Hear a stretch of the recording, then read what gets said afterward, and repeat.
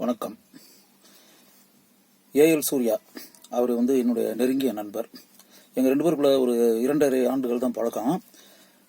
நான் திரைப்படத்துறையில் 200 திரைப்படங்களுக்கு மேலே மக்கள் தொடர்பாளர் ஒர்க் பண்ணியிருக்கேன். 70 தொலைக்காட்சிகளுக்கு மக்கள் தொடர்பாளர் ஒர்க் பண்ணியிருக்கேன்.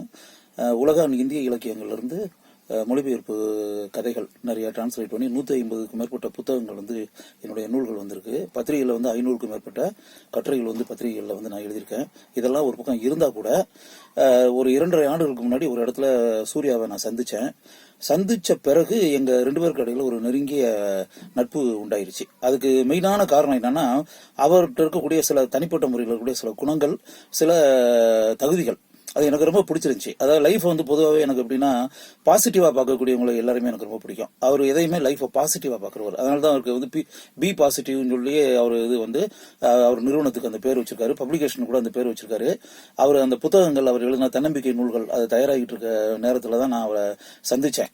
அந்த அவர் எழுதின நூல்கள்லாம் நான் படித்தேன். அந்த நூல்களுக்கு நானே முன்னுரை எழுதியிருக்கேன்.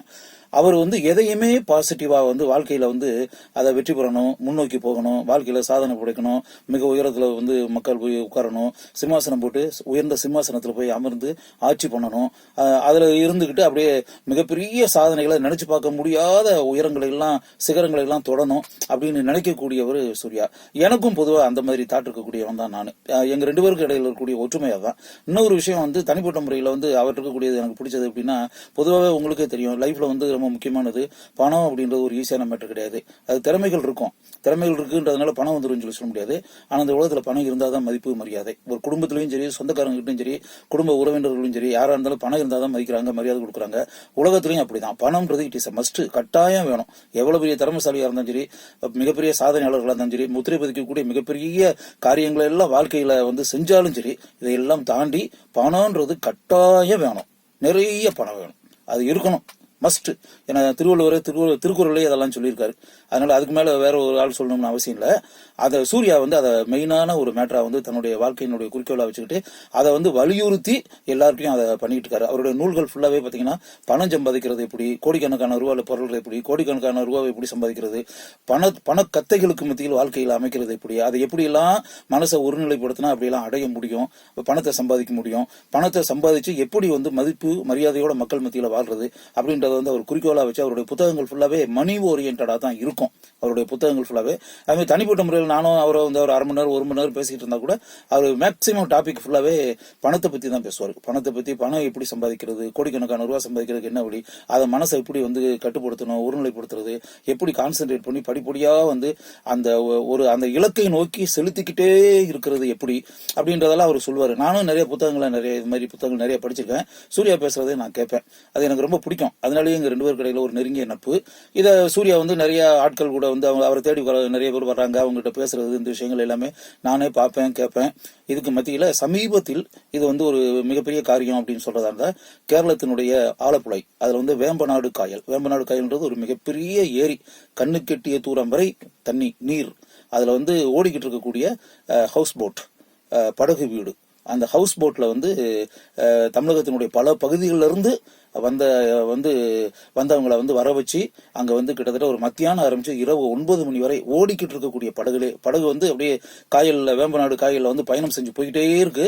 அங்கேயே மத்தியான உணவு, ஈவினிங் டீ, காஃபி, டிஃபன், அதுக்கப்புறம் நைட் உணவு, அப்புறம் அங்கேயே இரவு நேரத்தில் அங்கேயே ரூம்ஸ் இருக்கு நிறைய, உள்ள அங்கேயே படுக்கலாம். நம்ம சொன்னாதான் தெரியும், நம்ம கடல்ல ஏரியில இருக்கக்கூடிய மிதந்துகிட்டு இருக்கக்கூடிய நீர்ல இருக்கக்கூடிய அது மேல மிதந்துகிட்டு இருக்கக்கூடிய படகுல நம்ம படுத்துருக்கோன்றது நமக்கே தெரியும். கிட்டத்தட்ட ஒரு ஹோட்டல்ல லாட்ஜில் இருக்கிற மாதிரி தான் இருக்கும். அதே பாத்ரூம், லெட்டின் எல்லாமே அட்டாச்சு, எல்லாமே ரூம்ஸ், தனித்தனி ரூம்ஸ். அதுல நல்ல அருமையான பெட்டு, எல்லாமே நல்ல வசதிகள். அது பிறகு இரவு உணவு, நிம்மதியான தூக்கம், மறுநாள் காலையில உணவு, அதெல்லாம் முடிச்சுட்டு பிறகு ஒரு சிறிய போட்ல ஒரு 3 மணி நேரம் அருமையான டிராவலிங். குட்டநாடு ஏரியால ரொம்ப அருமையான டிராவலிங். அதெல்லாம் முடிச்சு மத்தியானம் சாப்பிட்டுட்டு ஒரு அருமையான ஒரு மகிழ்ச்சி, சந்தோஷத்தோட விடைபெற்று எல்லாரும் போய் அந்த காட்சி. ஏன்னா நான் ஃபுல்லா போய் இருந்தேன். நானே சூர்யா எல்லாமே உணாதான் போனோம். போய் நாங்க விடைபெற்று வரும்போது, சென்னைக்கு வரும்போது கூட நாங்கள் 2 பேரும் உணவை சேர்ந்து தான் வந்தோம். அப்படி இருக்கக்கூடிய அந்த கண்கொள்ளா காட்சி. அதுல என்னன்னா, இந்த மாதிரி விஷயங்களை ட்ரைனிங் பண்ணி இதெல்லாம் சொல்லி கொடுத்து, இதெல்லாம் பணம் சம்பாதிக்கிறது எப்படின்றதெல்லாம் சொல்லி, வழிமுறைகள்லாம் சொல்லி, பயிற்சி எல்லாம் சொன்னா கூட, அது ஒரு 4 சோறுக்குள்ள நம்ம சென்னையிலயோ இல்லாட்டி ஏதாவது ஒரு இடத்துல ரூமுக்குள்ள வச்சு சொல்லி தருவதுன்றது வேற. ஒரு இயற்கை எழில் தவளக்கூடிய அந்த சூழல் ஒரு விஷயம் இருக்குல்ல, அட்மாஸ்பியர், அது ரொம்ப முக்கியம். அதுவும் கேரளான்றது அழகு கொட்டி கிடக்கக்கூடிய இடம், காட்ஸ் ஓன் கண்ட்ரின்றாங்களே, தெய்வத்தினுடைய சொந்த தேசம். அங்க வந்து அப்படிப்பட்ட அட்மாஸ்பியர்ல அதை கத்துக்கிறதுன்றது பெரிய விஷயம். உண்மையாவே அதுல கலந்துக்கிட்டவங்க எல்லாருமே வாழ்க்கையில கொடுத்து வச்சவங்கன்னு தான் சொல்லுவேன். அவங்களுக்கு மிகப்பெரிய அருமையான பயிற்சி. அதை வந்து வாழ்க்கையில நிச்சயமா வந்து அவங்க ரொம்ப சந்தோஷத்தோட விடைபெற்று போனாங்க. வாழ்க்கையில நிச்சயமா வந்து அதை வந்து அவங்க ஃபாலோ பண்ணுவாங்க. அவங்களுக்கு பெருசா கை கொடுக்கும் அப்படின்றது நான் மனப்பூர்வமா நான் உணர்ந்தேன். இப்ப சூர்யா வந்து அடுத்து இதே மாதிரி ஒரு பயிற்சியை வந்து வர ஜூலை 14 பாண்டிச்சேரிக்கு பக்கத்துல, அதாவது கடலூர் ரோட்ல, பாண்டிச்சேரியில இருந்து ஒரு 7 கிலோமீட்டர்ஸ் அந்த பக்கம் வந்து கடலூர் ரோட்ல வந்து அங்க வந்து லீ பாண்டி அப்படின்றது ஒரு ரிசார்ட்ஸ், அருமையான ரிசார்ட்ஸ். அந்த ரிசார்ட்ஸினுடைய ஓனர் வந்து ஆக்சுவலா அவங்க கேரளத்தினுடைய கோவளத்துல இருக்காங்க. அங்க ட்ராங்கூர்னு சொல்லிட்டு அங்க ரிசார்ட்ஸ் வச்சிருக்காங்க. ட்ராங்கூர் ரிசார்ட்ஸ் அப்படின்னு சொல்லிட்டு கோவளத்துல கேரளாவில் வச்சிருக்காங்க. அவங்க தான் அதனுடைய ஓனர்கள். அதுல வந்து மிக அருமையான ரிசார்ட்ஸ். அது வந்து கடல் பக்கத்திலேயே இருக்கு, கடல் பக்கத்துல இருக்கு. அருமையான அமைப்பு. இன்னும் சொல்ல போனா கமலஹாசன் வந்து இப்ப சமீபத்தில் எலெக்ஷன்ல இது பண்றது போது, தேர்தல் பிரச்சாரத்துக்கு போகும்போது அங்கதான் வந்து தங்கியிருந்திருக்காரு. அங்க தங்கியிருந்து தான் அந்த ஏரியாவில் ஃபுல்லா பிரச்சாரம் பண்ணியிருக்காரு. அது பிறகு அங்க நிறைய திரைப்பட படப்பிடிப்புகள் நிறைய நடந்திருக்கு.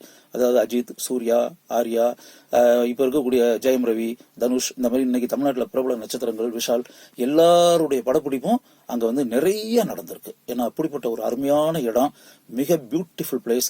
அது இந்தியாவினுடைய பல மாநிலத்தை சேர்ந்தவங்க அங்க வர்றாங்க, வெளிநாட்டை சேர்ந்தவங்க நிறைய வர்றாங்க. ஒரு காத்து அவ்வளவு ஜிலு ஜிலு ஜிலு ஜிலுன்னு காத்து வீசக்கூடிய ஒரு அருமையான இடம். எங்க வேணாலும் அப்படியே நடந்துட்டு தெரியலாம், உலாவிட்டு இருக்கலாம், உட்காரலாம், பேசலாம். அப்படியே வந்து அந்த கூரை போட்ட ஒரு புல் வேயப்பட்ட ஒரு மேற்கூரை, அப்படிப்பட்ட ஒரு அருமையான அட்மாஸ்பியர். கிட்டத்தட்ட கேரளத்தில் இருக்கக்கூடிய ஃபீலிங் வரும். இப்போ என்ன சென்னையில இருந்து கிட்டத்தட்ட 2.5 hours தான் டிராவலிங். அது அங்க வந்து ஜூலை 14 அப்படியே மார்னிங்ல இருந்து ஆரம்பிச்சு ஈவினிங் வரை, சாயங்காலம் வரை அப்படின்ற மாதிரி ஒரு செஷன் வந்து பிளான் பண்ணிருக்கு. அந்த இடத்த வந்து நாங்க எல்லாரும் சேர்ந்து போய் பார்த்தோம். அந்த இடம் உங்களுக்கு ரொம்ப பிடிச்சிருந்துச்சு. லீ பாண்டி அந்த இடத்துல தான் ஜூலை 14 நடக்குது. இதை பயன்படுத்திக்கிட்டா கிட்டத்தட்ட கேரளாவில் இருக்கக்கூடிய பீப்புள் அங்க வந்து எப்படி போன மாசம் வந்து ஆலப்புழையில வந்து பெனிஃபிட் ஆனாங்களோ, அதே மாதிரி மிக அருமையான ஒரு வரப்பிரசாதம், அருள், கொடை, கிஃப்ட் அப்படின்னே சொல்லுவேன். அதை பயன்படுத்திக்கிறது உங்க கையில தான் இருக்கு. இந்த வீடியோ பிடிச்சிருந்தா லைக் பண்ணுங்க, ஷேர் பண்ணுங்க, கமெண்ட் பண்ணுங்க, சப்ஸ்கிரைப் பண்ணாதவங்க சப்ஸ்கிரைப் பண்ணிக்கோங்க. அப்பதான் தொடர்ச்சியா போடக்கூடிய எல்லா வீடியோஸும் வரும். அடுத்த வீடியோ சந்திப்போம். நன்றி, வணக்கம்.